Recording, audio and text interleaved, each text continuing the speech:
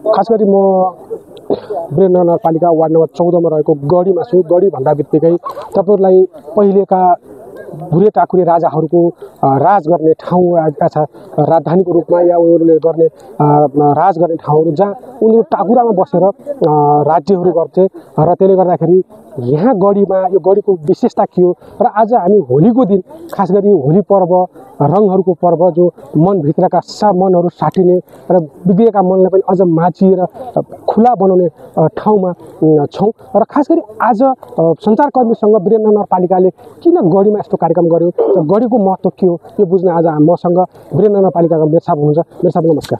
नमस्कार। जस्तो गढीमै आज यो होलीको बेलामा सञ्चारकर्मीसँग यो अन्तर्क्रिया कार्यक्रम गर्नुपर्नेको अवस्था किन आयो र किनका लागि?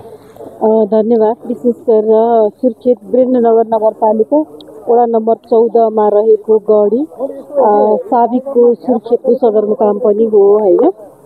यो गढी आफैमा एउटा ऐतिहासिक ठाउँ पनि हो र यस स्थानमा आएर वीरेन्द्रनगर नगरपालिकाले सञ्चारकर्मीहरूसँग होलीको शुभ अवसरमा अन्तर्क्रिया कार्यक्रम पनि राखेको छ।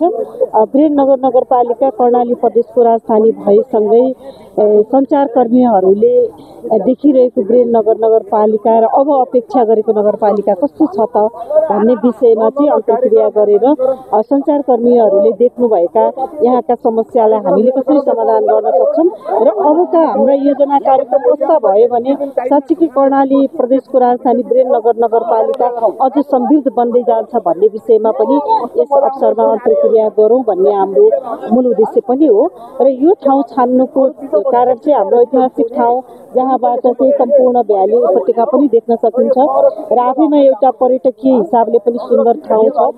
हामीले स्लोगनमा नगरपालिकाको स्लोगनमा पनि शैक्षिक प्रशासनिक र पर्यटकीय सहर स्वच्छ स्वस्थ समुन्नत वीरेन्द्रनगर भन्ने छ र यो स्वच्छ स्वस्थ समुन्नत वीरेन्द्रनगरको लागि यहाँको पर्यटन विकास पनि त्यतिकै महत्त्वपूर्ण छ र यो ठाउँको पनि अलिकति प्रचार प्रसार गरौँ र वीरेन्द्रनगर नगरपालिकालाई अबका दिनमा कस्ता योजना बनायो भने अझ समृद्ध बनाउन सकिन्छ भन्ने कुरा पनि सञ्चारकर्मीको दृष्टिबाट के देख्नु भएको छ भन्ने कुरा सुझाव पनि सङ्कलन गरौँ भन्ने हाम्रो मूल उद्देश्य चाहिँ रहेको छ। हस्, धन्यवाद। मसँग यतिखेर हुनुहुन्थ्यो वीरेन्द्र नगरपालिकाको मेयर साहब हुनुहुन्थ्यो। खास गरी सञ्चारकर्मीसँग वीरेन्द्र नगरपालिकाले यो गढी जहाँ हामीले देख्न सक्छौँ यो जहाँनिर भग्नावशेष अवस्थामा यहाँ ढुङ्गाहरू यत्रतत्र छरिएको देख्छौँ यहाँ गढी थियो र यसलाई संरक्षण रूपमा चाहिँ नगरपालिकाले संरक्षण रूपमा राखेको छ र यो गढीबाट खास गरी वीरेन्द्र नगरपालिकाभित्र रहेका पर्यटक स्थलहरूलाई कसरी प्रचार प्रसार गर्न सकिन्छ र यो गढीलाई कसरी चिनाउन सकिन्छ र आगामी दिनमा वीरेन्द्र नगरपालिकालाई कसरी समृद्धि र राम्रो बनाउन सकिन्छ भन्ने विषयमा आज विशेष होलीको दिन यो कार्यक्रम गरिएको छ। हिमालय टेलिभिजन लागि सुर्खेतबाट रमेश कुमार पाण्डेको रिपोर्ट।